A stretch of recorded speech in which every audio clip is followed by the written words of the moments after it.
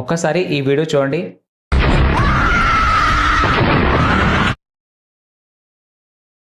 మీ కార్లో కూడా ఈ 5 వస్తువులు ఉంటే వెంటనే బయట పడేయండి లేదా జాగ్రత్త పడండి, లేదంటే మీ కార్ కూడా ఇలాగే బ్లాస్ట్ అయ్యే అవకాశం ఉంది.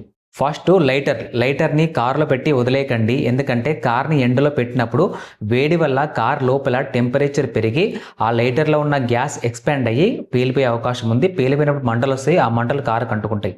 రెండోది పవర్ బ్యాంకు. దీన్ని కూడా కార్లో పెట్టి వదిలేకండి. మన పవర్ బ్యాంక్ కార్లో పెట్టి వదిలేస్తే వేడి వల్ల హీట్ అయినప్పుడు పవర్ బ్యాంక్ లోపల ఉండే బ్యాటరీకి మంటలు అంటుకుంటాయి.